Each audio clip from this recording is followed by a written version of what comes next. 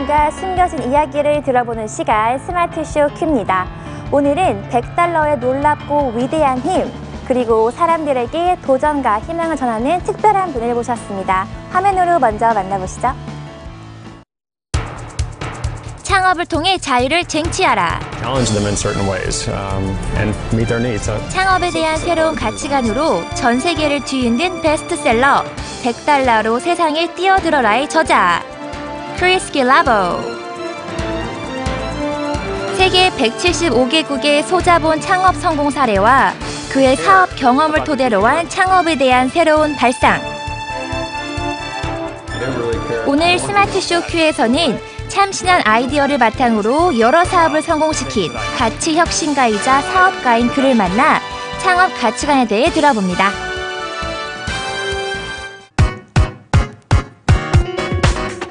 Hello, Chris. Nice to meeting you here in Korea in our studio today. I'm very happy that you're here. I'm sure our viewers think the same. So please introduce yourself to our viewers. Who are you? Where are you from? What do you do for a living? Just everything about you. Well, thank you. I'm very happy to be here as well. I'm a writer, a traveler, and an entrepreneur. Over the past 10 years, I've been visiting every country in the world, and now I've come to Korea to talk with readers about the $100 startup. I see. So is this your first time visiting Korea? I read in your book that you have traveled 175 nations to collect the case studies. So I guess Korea was one of the countries you have visited? Yes, I've been here a few times before, but this is my first time to come and do media and talk with readers, so it's been a great experience. Since when did you start travel nations to collect the case studies?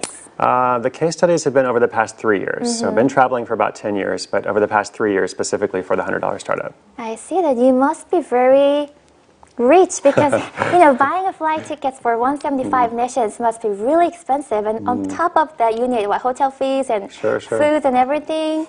Oh, are you rich? Am I rich? Not really. As I said, I've been traveling for 10 years. So all this time, it's been spread out quite a bit. I also use frequent flyer miles. I also have readers who help. So it's kind of been a budget mission. But at the same time, I would say that travel is something that's very important to me. So I've made it a priority in my life. I've chosen to spend more money on travel and maybe less money on other things. That's why you call yourself a traveler at the opening. I see. Your book, The $100 Startup, became the bestseller at the Amazon and New York Times, and I'm sure more. So tell our viewers about it. What's your book about? The $100 Startup is the message of people all over the world who have all started successful businesses without going to business school and without spending a lot of money, and by using the skills that they already had. So my goal with the book was, I kept meeting all these different people, and I thought it was very inspiring, and so I wanted to share their stories, and then also to help everyone else who would like to do the same thing for themselves. I see, but why startup? I'm sure there are many things you can write about other than the startup process, right? Right. Well, it's not so much about startup as it is about freedom. So you have all these people all over the world, in Korea, in America, elsewhere, all these people who want to do something different with their lives. They like the idea of either working for themselves or maybe just establishing more independence. They like the idea of having freedom. And so one of the ways you get freedom is by having your own income. And so it's not so much about building a huge business as it is about creating something for yourself and for your family. So I thought that was very interesting, and I wanted to tell that story. The title of your book, The $100 Startup, is pretty... A lot of people think we need lots of money to start our own venture, but you say we need only $100 to start a business. So is this really possible? Is it really true? It's possible, and it's not just myself who's done it. We went all over the world. We talked to more than 1,500 people, people of all different ages. So there were some young people who were just out of university, and they were kind of struggling to compete and trying to get the good job, and there wasn't a good job, so they were able to do it. But then it was also older people as well, people who were kind of reinventing themselves, people who were retired, people who wanted to change careers, so all kinds of people, and yes, they did do it for $100 or less. Because $100 is not that much. How did you feel when you meet people who made their business really successful with $100? I felt great. I felt inspired because I thought, what can I learn from them? There's probably a lot of things that I can learn myself. And the other thing I thought was, no one is really telling this story very well. Because there's lots of other information about building a big startup maybe, or about being a good boss, managing your employees, or about how to get a good job. And that's not really what I'm all about. So I thought no one was telling the story of all these people, and so I hope to share it. So two things. The first thing is, as much as possible, I'm not trying to write for business people. I'm not trying to write for people who are already raising their hands and saying, I am an entrepreneur. I am trying to write for the ordinary person who is out there and just trying to make their way, whether that person is, working at a job or struggling or just wants to do something different. That's who I'm kind of focused on. They had to share all kinds of details. They had to talk about how much money they made and how much it cost to start the project and what went well along the way, as well as what mistakes they made. So we wanted to be very specific because I wanted to create something that would really give people the opportunity to do something. I see. This book also highlights the importance of freedom values, as you see earlier. So why did you highlight these two words so much in your book? Us kind of imposing something on them as saying, how can we help people get more freedom to make their own choices? And so that's why I talk about freedom. And then value, as you said, is the way to achieve it. Right. Value is one of these words that's often used a lot without really looking at it. So the way we look at value is very simple. Value just means helping people. It means doing something that makes the world a better place, that makes someone's life easier, that makes them happier. And that's the way that all of these people in the book were able to create their success, is by helping people. But just wondering, how can we make money and helping others at the same time? I don't see it as a false choice. I don't see it as one or the other. I see it as, your business will become successful and your life will be a success as you help people, as you engage with people. And that doesn't mean you can't charge a good price. It doesn't mean you can't make money. Everyone that we looked at, they are making a very good income. Some people are doing very, very well. And they have been able to pay off debt. They have been able to take vacations with their family. They've been able to invest, for themselves. But they do so by helping people. You also highlight in your book, like, start today or do it right now. Start today so much. So why did you highlight now and today so much? I just keep pushing that because I feel like everyone has an idea. If you talk to people, on the street, everyone has an idea for doing something, but then they don't do it. They kind of get stuck somewhere. They keep it as an idea, or maybe they begin planning, but they never actually take action. So a big thing about the $100 startup model is we're encouraging people to take action quickly. Don't wait. If you have this idea, let's start it within a month or two. Let's see what happens. Let's put it out there because there are so many opportunities out there these days. We should take action on them.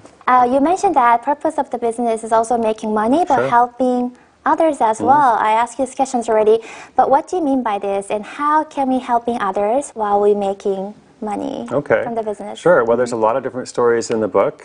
Kelly was a lawyer in New York City, and she was making a lot of money, but she wasn't really happy doing what she did.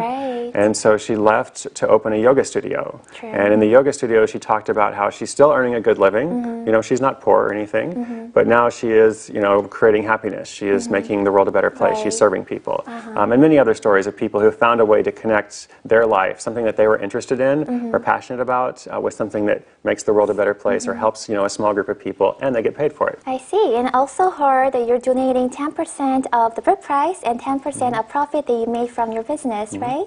That's right. Well, I used to live in West Africa. I was overseas for about 4 years, working in some poor countries, and it was a great experience. It was really, really good. It was just transformative, and I learned so much. But I also learned that there's a lot of need in the world, and so I wanted to have a project that was successful for me, but not only for me. I wanted to do something that helped other people too. Really?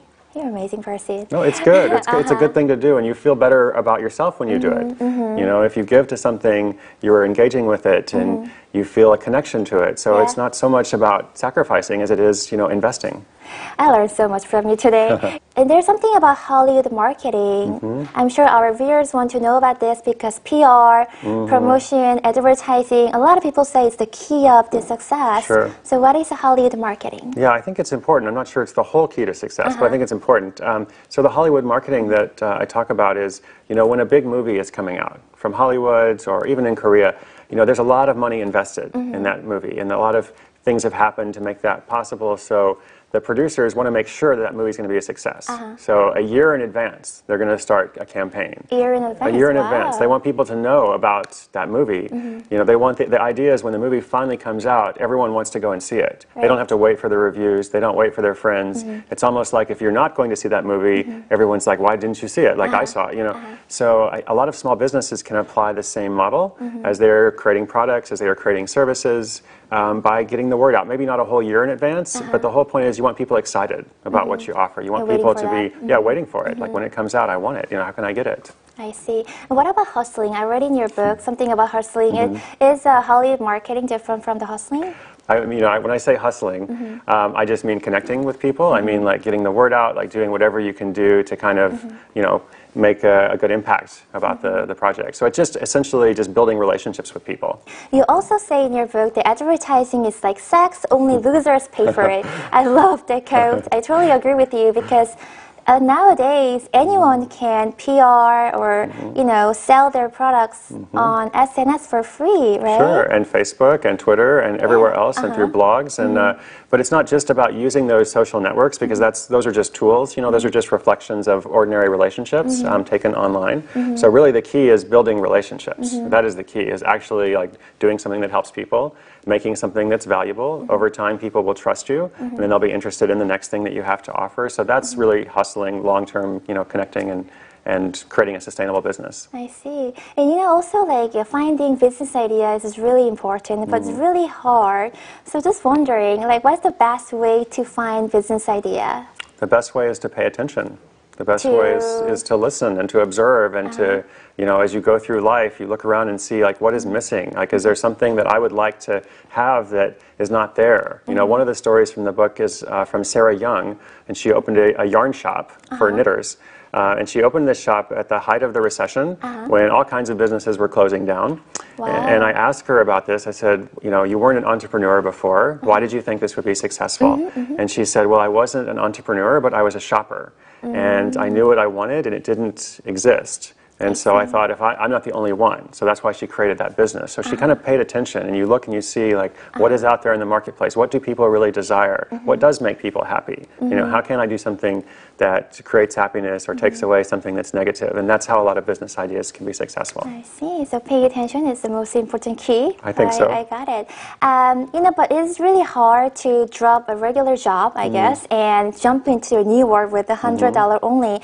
I think people need a lot of guts to do that. Any advice for them? I would say they don't have to drop the job.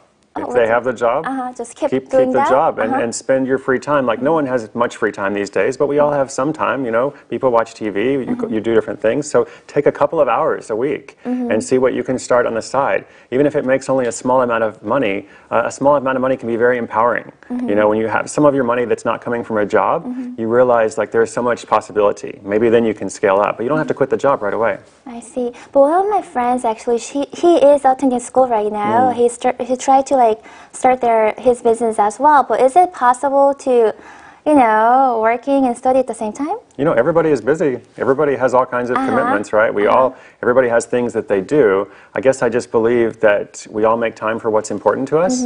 So if this is important to you, if you're trying to gain more freedom for yourself, or if you like the idea of having more choices in the future, then you have to spend some time on it. But I think it's worth it. I see. We see in the news, and we read it in the newspaper, also read it in your book, that there are many people who become successful business person, right? So we feel like everyone can become a successful businessman, but truth is there are a lot of venture fails every day. Sure. So how can we decrease their fail rate? A lot of people who start businesses, they start more than one business in their life.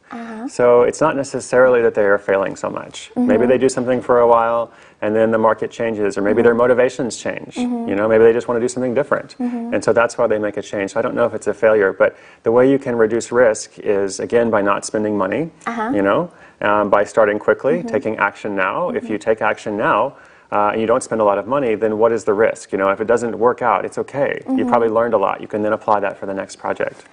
All right. Some people think that buying franchising is really good idea. What do you think about that? I think franchises are great to visit. Like there's a Krispy Kreme I see in Seoul. I like everywhere. Krispy Kreme. Yeah, it's great. So it's great to go and have a Krispy Kreme. I don't think it's the best business though. Why? Why do you because say that? It requires a great deal of investment. You have to have a lot of money first of all, to buy that franchise. True. And then second of all, you're not really buying a business. You're kind of buying a job for yourself. Because there's all these different rules you have to follow to operate the franchise. And so if you have a lot of money and that's what you want to do, that's great. But most of the people that I talk to, they don't have a lot of money. They want to say, like, how can I create something myself? So I'm more interested in helping those people. Okay, so it's not a good idea to buying a franchising. I think you should go to Krispy Kreme and enjoy the donut, but not buy the business. All right, I see. What do you think about Korean young people who wants to be an entrepreneur? I think it's a really interesting time in Korea right now. I think there's some values that are changing a little bit, and I think maybe in the past, most Korean young people, their goal was, I want to go and work for a multinational corporation, or I want to, find my security in this company. And I think a lot of people are thinking differently now. And I think a lot of people are saying, maybe it's actually better for me to do something on my own. And maybe I can have a job for a time, but that's not all I want. I want to do something for myself. And so I think there's a change, and I think that's good. All right. Then what kind of attitude should we have before we start our business? A lot of the people that we talked to, they were curious people. They ask good questions, just about life in general, kind of like you. You're asking all these questions. True. But it's kind of your job. But I love my job. That's good. You should. That's great. They ask good questions about, could there be a business? Could there be something here that people want? And then they kind of investigated a little bit. And then they took action quickly, as we've been talking about. And then they kind of responded. So they kind of see how things go, and if it's going well, then lots of things you can do to improve that business. If it's not going well, maybe you need to make a change. But they were kind of persistent. They were very much focused on this idea of how can I create freedom for myself? How can I do something for my family? And then they just kept working at it over time. Have you always been an entrepreneur? Have you? For the most part, yes. Have you ever failed? I have failed many times. I continue to fail all the time. Yes, hopefully I have some successes too, but not everything is a success, and that's okay. No, I've always been very much motivated by working for myself, and I have learned along the way, but I was not a very good employee. So I thought, so I need to find something to do for myself. Oh, is that true? You never actually owned the regular paycheck? That's correct. That's correct. Wow, that's really amazing. Now you're an entrepreneur. Well, I had to learn as I went along, because there was no book to help me. There was no university program to help. Oh, that's why you actually published this book then? That's why I wrote a book for myself and then for other people too. I see. Okay, other books tell us that you need to write, I don't know, 50 pages long of business plan, and that. But your book says we need only one page. One page is enough, right? Is that true? I think that's enough for a lot of different businesses. Yeah, so the old way of starting a business, we talked about how you have to go to the bank and you have to do all this stuff. You have to write this 50-page, maybe even 80 pages, business plan that tells all this information. The problem is you don't really know all this information because you haven't started the business. You don't know how people are going to respond. Right. So you're basically writing something that may never actually be used and no one else is going to read. And so basically all you need to know when you start a business is just a product or a service, and it's a group of people who are willing to pay for that service, and it's a way to get paid. So that's all you need to know, right? And there's a few other things that you can focus on. There's ways you can improve, but I'm really trying to help people simplify. I'm helping people see, like, if you are a housewife, if you are a young high school student, or if you're a retired person and you've never worked in business, you don't need to do all that stuff. You can just figure out, in just a few questions what the business is and then get it out. What about the one-page partnership agreement? It's also one page is enough for that? Well, one page is enough for a lot of things, right? The partnership thing is about working with other people, and maybe, if you and I go into business together, then we have an agreement over who is doing what. But it doesn't need to be so complicated. You don't need lawyers, you don't need all these licenses. Mostly you need to figure out what's my product and how am I going to find people who are going to pay for it. Those are the things you need to worry about. All right. Then what is your main messages you'd like to deliver to our viewers throughout your book? My main message is, first of all, you don't have to live your life the way other people expect. You can do what you want, right? You can do something good for yourself and for other people. Second message is, if you ever had this idea of working for yourself, it's possible. You can learn from all these different people, and you can not only learn, but you can apply it. You can do it too. I see. What does this book mean to you in your life? What does it mean to me? I guess it makes me happy to get to know people who are engaging with it, and to see how people are responding, and to see people not only reading the book, but doing something about it. My greatest hope is that this will inspire many micro businesses in Korea and all over the world. So I guess that makes me happy when I receive that feedback. I see. You seem very professional and you achieved many goals already, I'm sure. What is your future plan? Do you even have a future plan? I hope to keep doing what I'm doing. I hope to keep writing books and meeting with readers. Someone asked me recently if I was satisfied with my life, and I say, well, I'm mostly satisfied, but I don't think you should always be totally satisfied because you want to keep growing and challenging yourself. So I hope to keep challenging myself in different ways. All right, before we finish this interview, is there anything else you'd like to say our viewers who wants to start their business? My advice to them, what I would like to say is if they have a dream, they are not alone. There's lots of people who want to do this, and they can do this, you know, and it's just becoming more and more common. So if you have a dream, you should pursue that dream. Don't hold back. I see. All right, thank you, Chris. Thank you so much for your time today. I think you are an amazing person, amazing writer, entrepreneur, what else? Value innovator. Value innovator, that's right. Don't forget that, and traveler as well. So please work hard to inspire hope and encourage to all people around the globe. Thank you. You're very kind. 네, 여러분 혹시 지금까지 꿈만 꾸고 계신가요? 자, 그렇다면요. 지금 당장 right now, action right now. 지금 당장 시작해 보시는 건 어떨까요? 자, 오늘요. 크리스 길라보 씨와 함께 했습니다. 지금까지 스마트쇼 큐였습니다. 스마트쇼 큐!